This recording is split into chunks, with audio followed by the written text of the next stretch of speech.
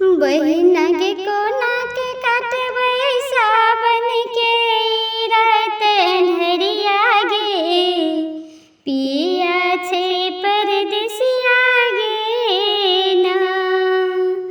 बहिना गे कोना के काटबै सावन के रात अन्हरिया गे, पिया छै परदेसिया गे ना। एक तरह तो अन्हार दोसर सूजन घर दुआर, एक तरह तो अन्हार दोसर सूजन घर दुआर। बहिना गे कोना के काटबै सावन के रात अन्हरिया गे, पियबा छै परदेसिया गे ना। बहिना गे कोना के काटबै सावन के रात अन्हरिया गे, पियबा छै परदेसिया गे ना। बहिना गे कोना के सुतबै कोहबर घर में असगर गे, पिया जागल बॉर्डर प्यार ना।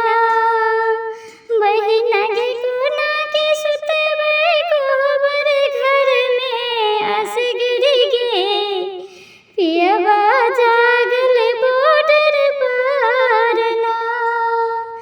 बहिना गे कोना के काटबै सावन के रात अन्हरिया गे, पियबा छै परदेसिया गे ना। बहिना गे जेठ जेठानी घूमै खेलै हँसै गे, तरसै हमरो मनमा गे ना। बहिना गे जेठ जेठानी घूमै खेलै हँसै गे, तरसै हमरो मनमा गे ना। बहिना गे कोना के काटबै सावन के रात अन्हार गे, पिया छै परदेस गे ना। बहिना गे कोना के काटबै सावन के रात अन्हरिया गे, पिया छै परदेसिया गे ना। बहिना गे जहरल जाय हमरो लाली उमरिया गे, पियन लिखै कोनो खबरिया गे ना। बहिना गे जहरल जाय हमरो लाली उमरिया गे, पियन लिखै कोनो खबरिया गे ना। अखिया से जहर ललोरबा बहिना गे सासु ननदी बोल को बोलिया ना। अखिया से जहर ललोरबा बहिना गे सासु ननदी बोल को बोलिया ना। थर थर काँपे शरीरिया ना। बहिना गे थर थर काँपे हमरो ई शरीरिया, कोना के रहब ससुररिया ना।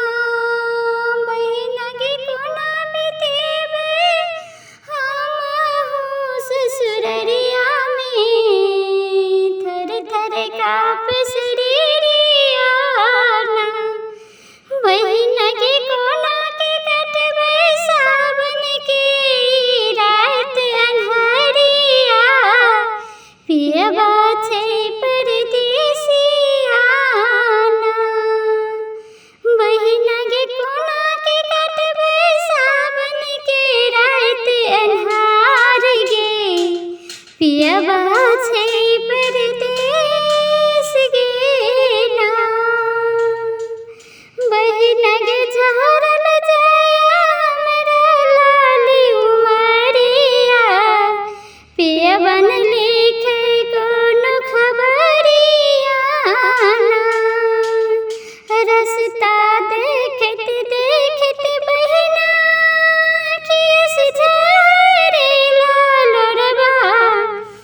रसता देखत देखत बहिना अखिया से झरे लालुरबा बहिना